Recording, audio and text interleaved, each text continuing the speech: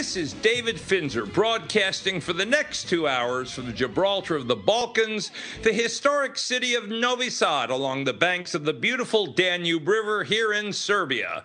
You can join our conversation by calling toll-free in the U.S. and Canada at 1-855-655-2121 or by Skype at ORN Live, or for the terminally timid, you can email me at david@truthandliesradio.com or post a message on the Truth and Lies Radio Show Facebook page. According to the big clock on truthandliesradio.com's FATCA, Foreign Account Tax Compliance Act page, your worldwide financial privacy, if you're an American citizen or resident, will expire in 200 days, 13 hours, 50 minutes, and 24 seconds, after which you will have no secrets from the government at all. Today has got to have been an interesting day for me. I had my own sort of birther controversy here. Those of you who've listened to my show regularly know that I'm a bit of a dog fancier. I have 2 West Highland Terriers, little West Highland White Terriers, and 2 big German Shepherds.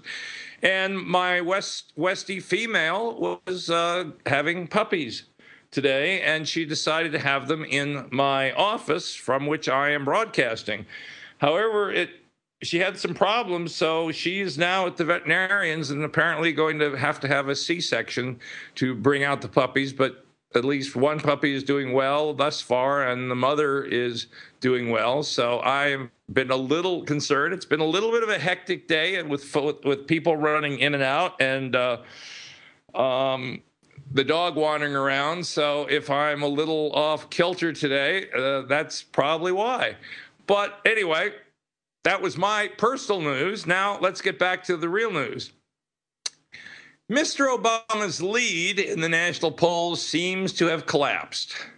Barack Hussein Obama, the man who lives in that expensive public housing on 1600 Pennsylvania Avenue Northwest, has had his lead completely evaporate in this month's Reuters Ipsos poll series, falling to 45% for Obama to 44% against challenger Mitt Romney, which is a statistical dead heat. This poll was one of the last reliable polls to show Obama with a comfortable lead on Romney. In March, Obama led by 11 points. Last month, he still held a commanding 7-point lead nationally over Romney. Now, he doesn't have any. Why? Well, there are a whole lot of reasons.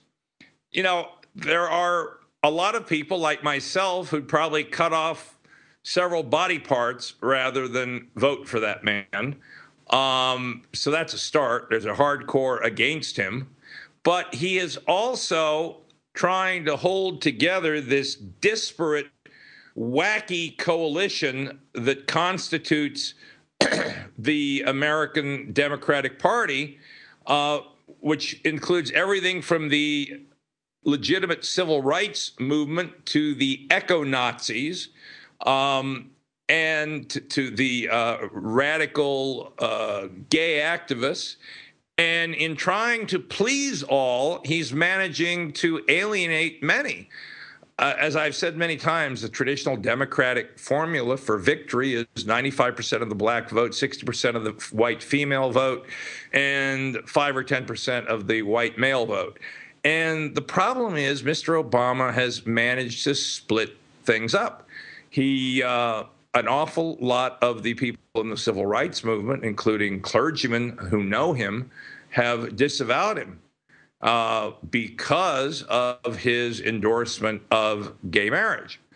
And he has civil libertarians who backed him because 4 years ago he promised he would repeal the draconian provisions of George Bush's fascist Patriot Act, has, of course, passed, signed legislation far more offensive than the Patriot Act, far more draconian, to the point that the United States of America is pretty close to becoming Soviet America or a Nazi America.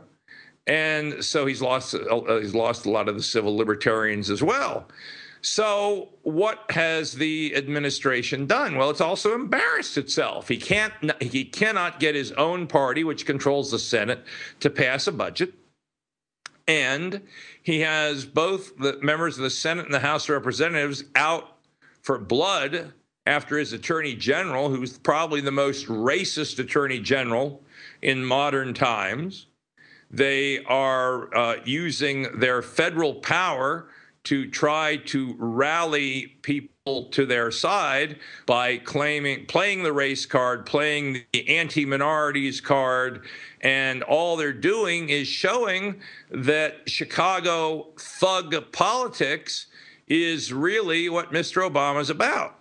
And, of course, you still do have the real birther issue that hangs over the head of a lot of people, and a lot of quiet people, even in the Democratic Party, are still uncomfortable that a president who says people who've done nothing wrong have nothing to hide so assiduously hides all of his own information. So I think he may be in trouble.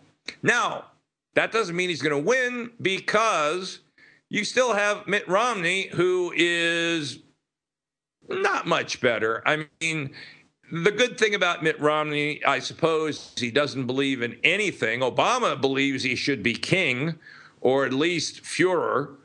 And Romney just thinks he has some kind of divine mission to be president, I guess, and is subject to some pressures. He is far less ideological than Mr. Obama. Mr. Obama is a hardcore left-wing ideologue with an absolutely documented history of that, and with a history of thuggish tactics. Mitt Romney is a typical silk-stocking Republican who doesn't believe in anything except that whatever it is the government's doing, the Republicans can manage it better than the Democrats. So they're, depending upon how rotten the Republican National Committee is at Tampa to the Ron Paul people, Romney may end up still losing to Obama, because all of the Paulistas may vote for Gary Johnson and the Libertarian Party, which in fact is what I would do if I were voting. Now we're already at the end of the segment, so we have to break for a word from our sponsors, but we'll be right back, so don't go away. This is David Finzer for Truth and Lies Radio on the Overseas Radio Network. We'll be right back.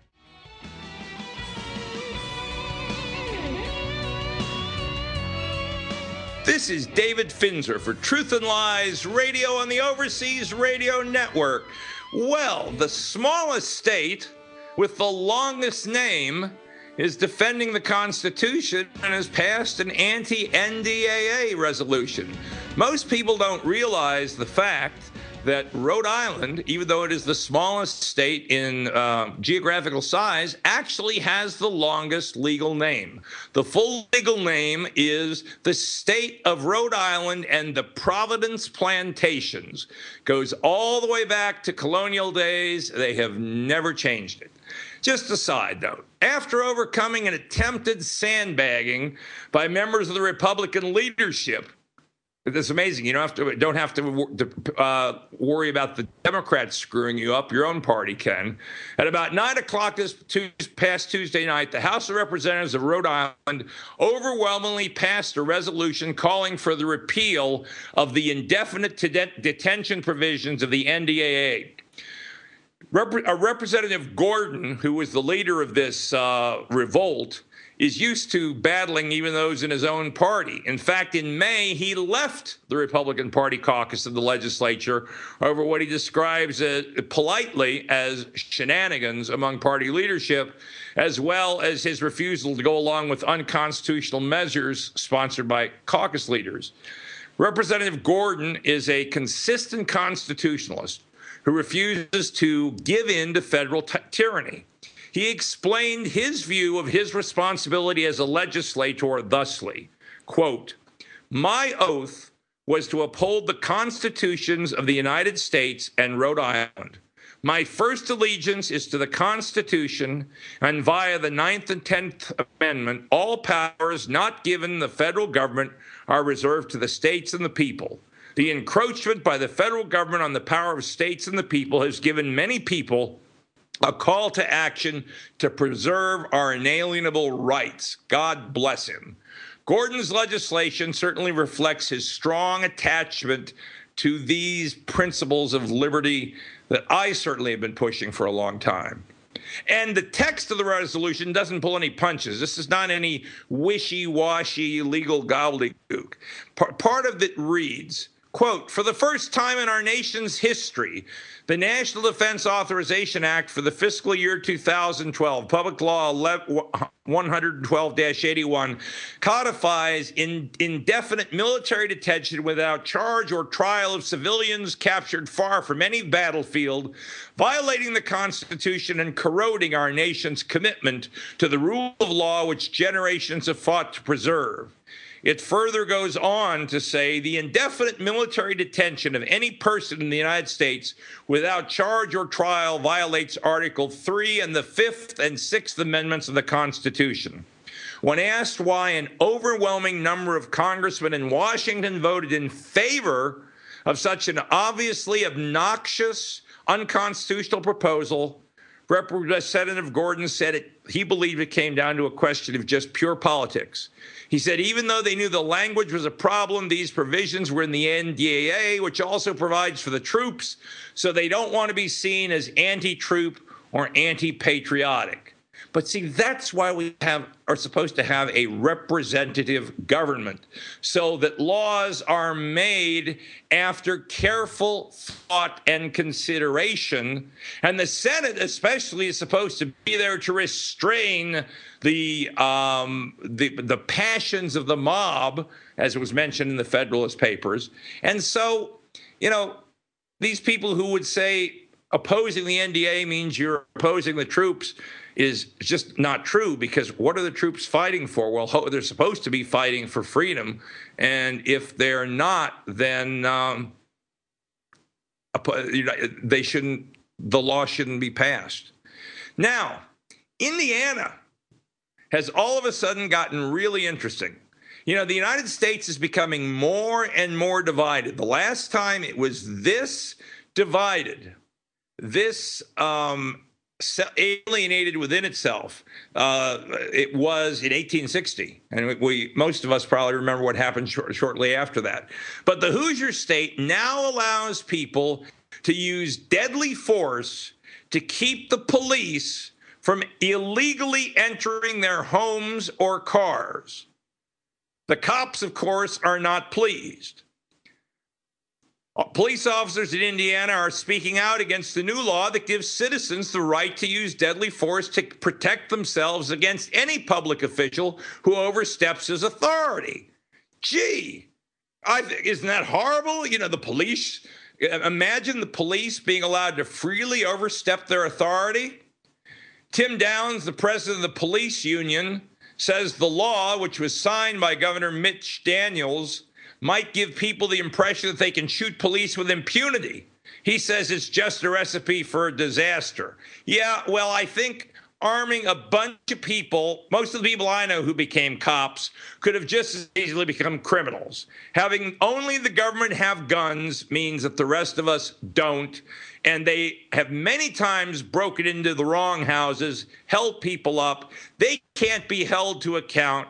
And how do they dare to have more rights than we, the citizens who gave them the law? But what does the law even say? It authorizes the people to protect themselves or their property by using deadly force in response to, quote, an unlawful intrusion by a public servant, unquote. The measure is essentially just a public servant specific amendment to the state's 2006 so-called Castle Doctrine, which allows people to do whatever they have to do to stop someone from illegally entering their home or car, which used to be the law of the land in every state. Indiana is reportedly the first state to specifically allow the use of force against the police. But why did Indiana do this? Well, the state Supreme Court once again, ignoring the Constitution of the United States, had previously ruled that citizens had no legal right to resist police officers, even in case of unlawful entry. Now, think about that. So the Jews in Warsaw had no right in the Warsaw Rebellion against the Nazis to do that because Hitler was legally elected? Come on, that is ridiculous. So before the new law was passed, Republican State Senator Michael Young said people had no right to protect themselves from abuse at the hands of the authorities. Indeed, the only thing a home officer could do in a hypothetical case when he returned home after finding a police officer raping his wife or having killed his children was to file a lawsuit. Well, Indiana has fixed that, and I applaud them. Remember, George Washington said, the existence of firearms everywhere and anywhere makes for a healthier and safer society. And that arms are the people's liberty's teeth. It strikes me as really odd that people would just roll over and say, gee, it's okay for the cops to have more rights than me. Where does that come in? It used to be protect and serve. It used to be to catch criminals. They used to serve a function which was not to lord over Americans and have special rights. We have created in America a society where unless you belong to a group that has special rights, either the government, the police, or some specially protected so-called minority, you really don't have rights. Anyway, now we have to break for the news and a word from our sponsors, but we'll be right back, so don't go away. This is David Finzer for Truth and Lies Radio on the Overseas Radio Network.